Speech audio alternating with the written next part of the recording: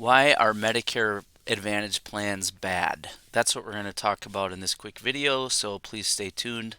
My name is Jamie Pripp, and I am an independent agent here at insurerrates.com, and I help people understand the Medicare program and find the coverage that fits their needs.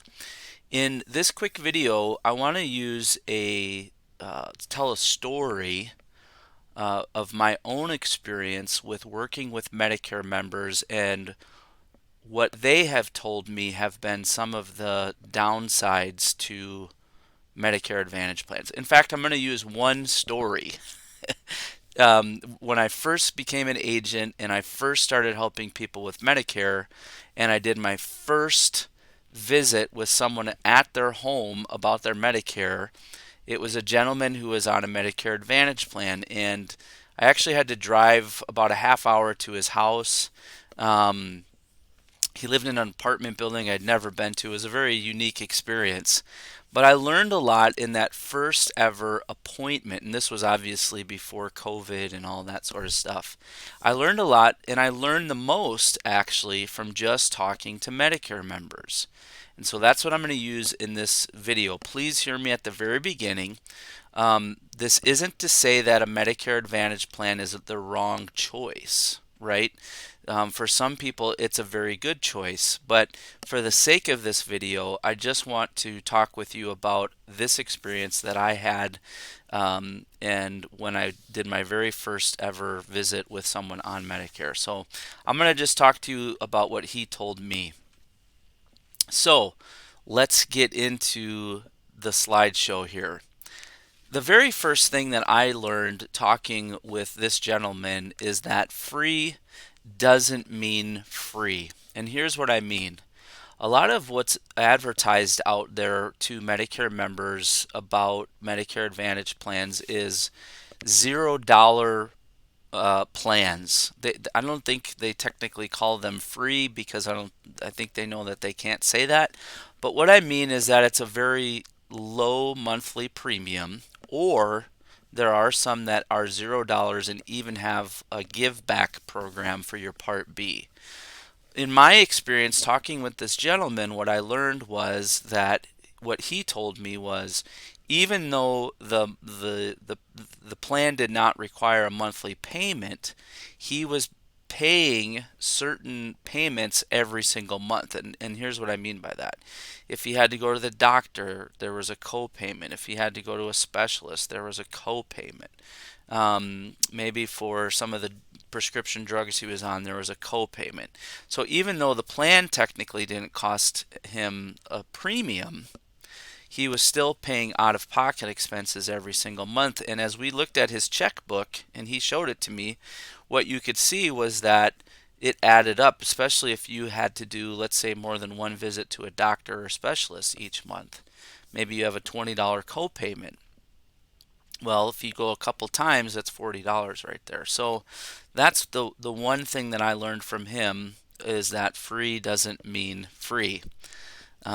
Next, what I learned was there are network restrictions. In other words, when you have a Medicare Advantage plan, you have to stay within a network of providers, a network of clinics or doctors.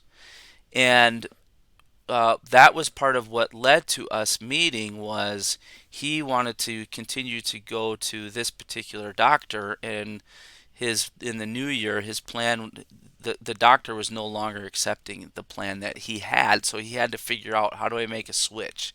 And for him, that was very disruptive to his life. It was an inconvenience, right? Because he liked being able to go to the doctor he was at, he liked being there, and to him, this was going to be a big disruption to his life, because either he was going to have to find a different plan or he was going to have to find a different doctor. By the way, if you're watching this video, I'd love to hear from you about your experience if you have a Medicare Advantage in the comments below. Next, referrals.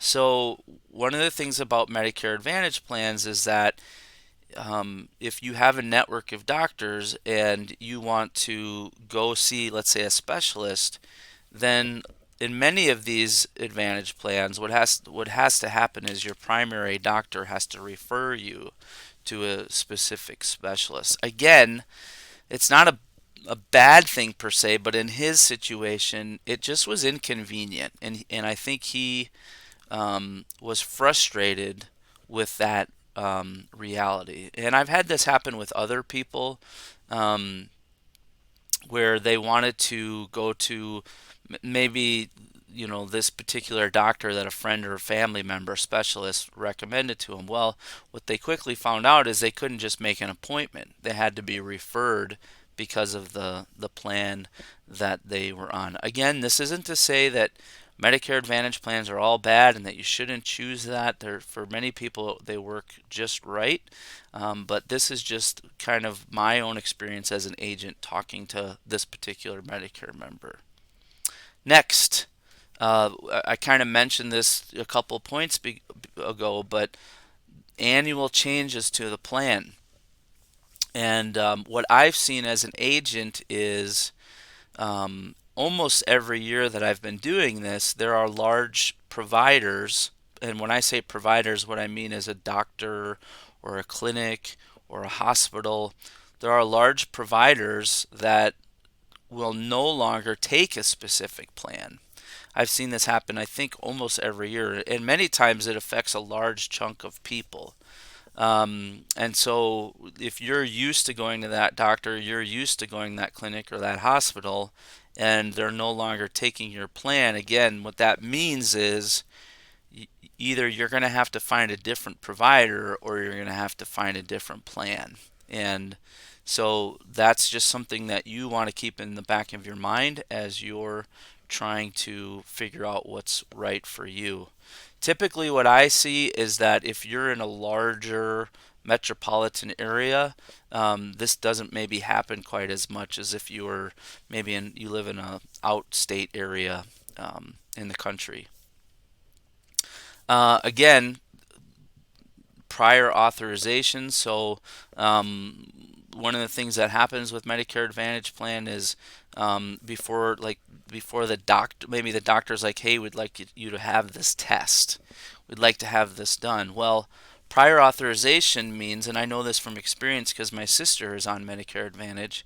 Prior authorization means that before you can get that particular test done in this example, the doctor uh, may have to call the plan and say, hey, we would like this person to have this test done.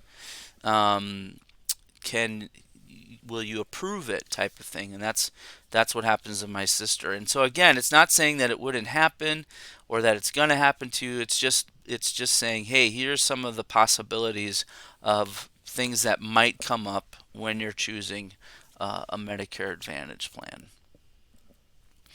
And then the last one that I'll talk about in this video, and again, if you have thoughts, opinions, perspectives on Medicare Advantage, I'd love to hear them in the comments below. But you really want to pay attention if you do a Medicare Advantage plan of what is the maximum out of pocket for the year. This is more like a traditional health insurance policy where there's an annual deductible. Where I've seen this come up is I've seen firsthand someone who didn't realize what their maximum out of pocket was until they got sick and needed to use the plan. And so that could be several $1,000s a year that you could have that exposure to if you got sick or had to go to the hospital or something came up. So when you're investigating the Medicare Advantage plans, you really want to investigate, hey, what's the MOOP? That's what they call it in the industry. What's the maximum out of pocket for the year? Because they can vary by several $1,000s. And so maybe you pay a little bit more per month, but it drops that maximum out of pocket cost to you. So anyways, that's just another quick video here on my channel talking about my own experience as an agent dealing with Medicare Advantage members. Again, if you have thoughts on this, please leave them in the comments below. I'd love to hear your feedback, especially if you have a plan like this. If you have other questions about Medicare, there's my phone number on the screen as well as our website, and I'll leave that in the description of the video as well, so you can reach out to me if you have any questions. So thanks so much for watching. If you like videos about Medicare, please subscribe, hit the like button, and share it with a friend. See you in the next one.